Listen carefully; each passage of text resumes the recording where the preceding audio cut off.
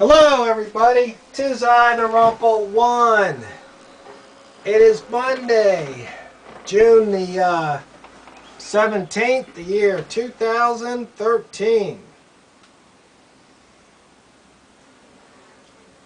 And I had said in another video that I would make this video here.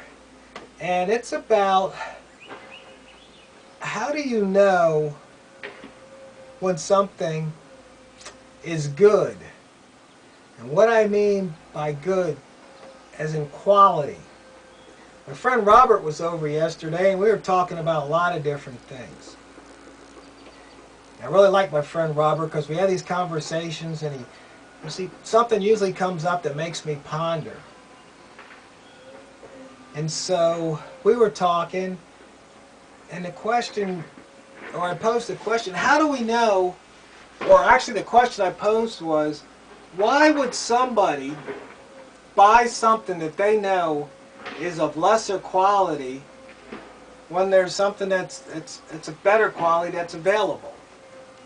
And I used the example, why would you buy a screwdriver for $1 if you knew it was some cheap, like China piece of junk, when maybe if you saved up a couple more bucks you could buy a good screwdriver? Then the question is, well, how do you know what good is? How do you know what quality is? And then, if you're going to go along that continuum, well, maybe you should save up and get maybe the $5 Snap-on screwdriver, because it's even better quality. But I was looking at it from the lower end. Why would somebody buy something that's just crap, junk? You say, well, maybe that's all you can afford. Well, I countered with, well, if that's all you can afford and you lived without it for so long, can't you live without it for a little bit longer so when you finally get it, it's something that's quality and can last? It just kind of makes sense to me. I mean, just today in my email, I got this thing from Gear Hog. Well, you know, I've done the video about knives. If you haven't, you can go back and look at my videos on the channel there. And because they had a knife, and it was like a $30 knife for $7.99, I think. And you got to either buy it today or tomorrow, and limited quantities. You know, put that urgency to make us, you know, jump and buy. So I looked at it. Hey, it's a cool knife. 7 inches when it's open. You know, it's a folder. It's got the pocket clip. And thing is, I admit I still look at knives and I kind of want to get that new knife, but then I go, well, wait a minute, 440 steel blade sounds good. So I called up the company and I went to tech support and I asked them, I said, where are your knives made? He says, well, which one? I go, well, there's this knife from Gear Hog. He goes, oh yeah, well that's came through this other company that's a part of us and that's made in China. I go, well, thank you, click.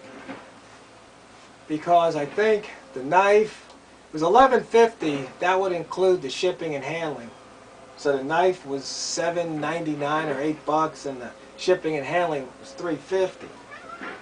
And I said no, because I've got plenty of knives. I don't need another knife. Because I mean, you know, I got my cheap China knife right here, stainless steel China, that I carry around the ranch so I can mess it up. And you guys know I've got my good Leatherman tool, I've got my buck knives, but this is the one I just kind of use and abuse around the ranch. But back to the main point, how do we know what quality is? Well, one way we know is because we believe what somebody else tells us. Think about it. I'm not a knife expert. Maybe you are. I only know from experience or what I read or what somebody tells me. Yeah, that's good. Well, what's the criteria they're using? And then I realized something. Can quality, or can what's good, can we be objective? In other words, can we come out with a set of rules or criteria that I look at the criteria, I learn the criteria, and I apply it to something and I come out with a verdict, either good or not, either quality or not. Somebody else learns those same rules and objectives and they come to this exact same conclusion, then it's objective. But you see, I think in most cases, what's good, what's quality, what's value is subjective. It's a matter of opinion. Sometimes you just got to learn things on your own. It's like Craftsman tools. I like Craftsman tools. I don't necessarily use them every day, all day. But when I need to go out and work on the wood shop or out there in the carport and jack a car up and start wrenching on it, I like my Craftsman tools because I'm pretty confident that that 3/4 inch wrench or socket is really 3/4 of an inch, and when I put it over that bolt and start wrenching on it, it's not going to round the edges. Whereas if I got something, some piece of junk, you know, multi-tool set for $11.99 for 150 tools made in China, I'm not so sure that 3/4 inch wrench is 3/4. And that when I put it on that nut and start wrenching on it, it's not going to round those corners off. You can just, some of them you can look and see. It's just, this is crap, junk.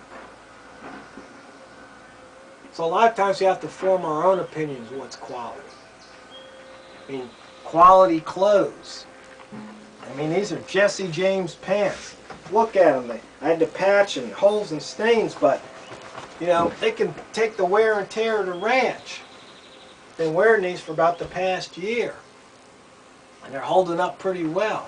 So I would recommend these. If I could find them, I might even buy another pair. I don't know if they still make them or not. I think Jesse James brand kind of went away when he messed up with Sandra Bullock. Anyway, back to the point. How do we know? Like engines. Put an engine on the rototiller, replaced it with a Honda. Honda engines, good reputation. But how do I know? It's the reputation. I'm relying on what others say. And so far from experience, I got no complaints. So you see, we have to really look at what's quality.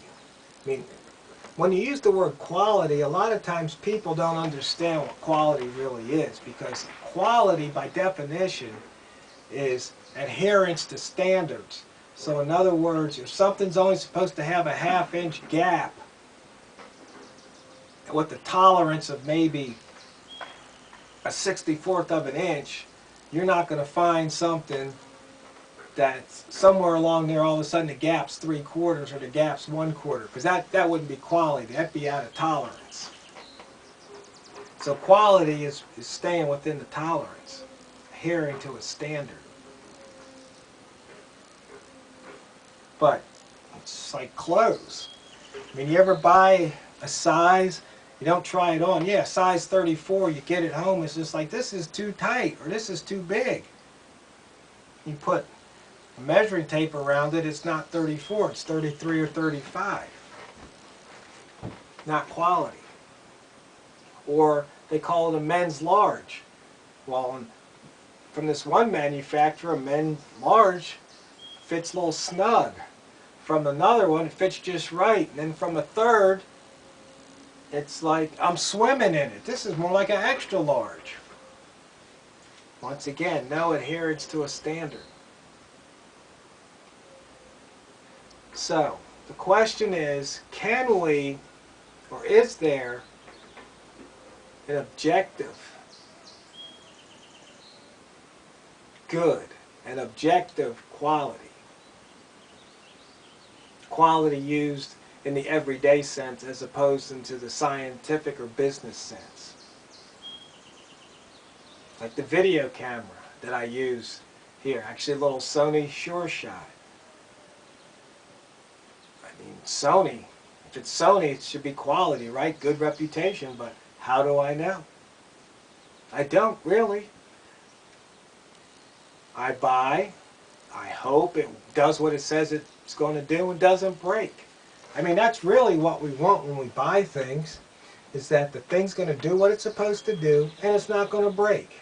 It's not going to fail. But how do you know? Once again, either through experience or through somebody else's opinion, or which may come from their experience. Something to think about. Let me know what you guys think. Be interested to carry on this conversation. So, shoot me a video or just type in a response, because I really would like to hear from you on this.